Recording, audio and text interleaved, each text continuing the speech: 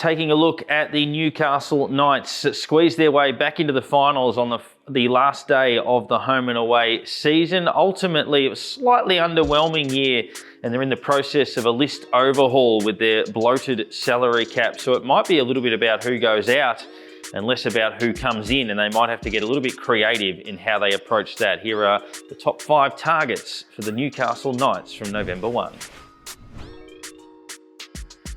Taking a look at the Newcastle Knights, already been a bit of an exodus with Daniel Saifiti moving on. Hastings, another one that could potentially be out the door. It's all about salary cap space for the Knights. They've been finalists in 4 of the last 5 years in actual fact, but is this going to potentially hurt them, or can they eke in and be a little bit clever in terms of what they go after through this transfer period and bring some players in for 2026 and beyond? It was a strange old season, but they looked out of it at 2-5. They looked gone with a month to go, but managed to squeeze out their best results over that last period. Were very competitive in the first week of the finals as well. Are they as close as it does at times seem they are? This makes this a very, very important period. Option 1 is Brandon Smith from the Roosters. Well, with news that McInnes is joining the club, there's no point in them going after a young dummy half. They're probably better inclined to go after somebody with that experience who can potentially support in that role.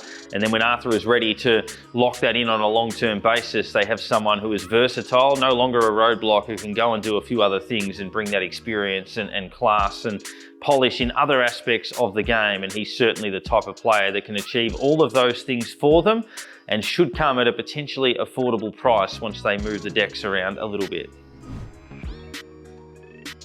Option 2, Daly Cherry Evans. So originally option 2 was meant to be Ben Hunt, but as you would know by now, Ben Hunt has been released by the Dragons and is unlikely to be off contract at the end of 2025. So another option that we think here at Zero Tackle would be Daly Cherry Evans before he hangs up the boots. So head over to zerotackle.com for a bit more in-depth discussion, and I'll hand you back over to Darren now for option 3.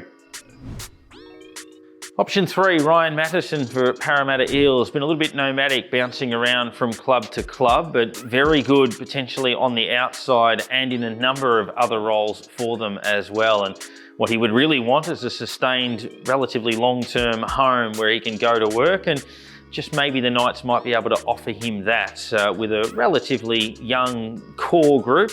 They could potentially build around players like that going forward. So he's one that they will consider.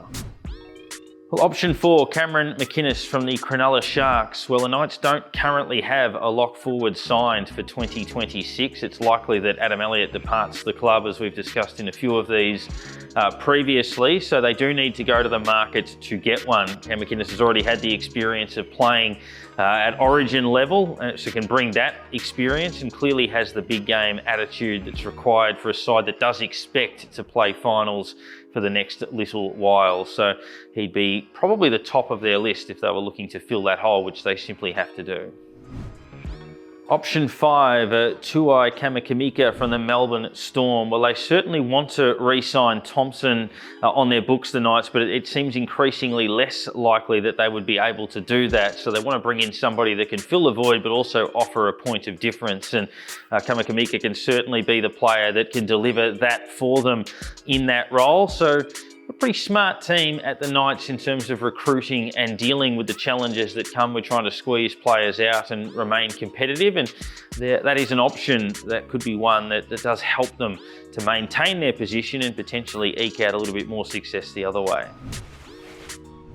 Well, the Knights, they saved their season at the end of 2024 to give their fans reason for optimism. They've got some key decisions to make around who stays and who goes. There will certainly be plenty who do go. And what do they then bring in when they get a little bit more cash to spend as a result of that? The Knights are going to be a fascinating watch. They're our top 5 potential targets for them. Let us know in the comments what you think. Have we missed anybody? Don't forget to like and subscribe, and you can check out our thoughts on all 17 clubs as well as season reviews at zerotackle.com.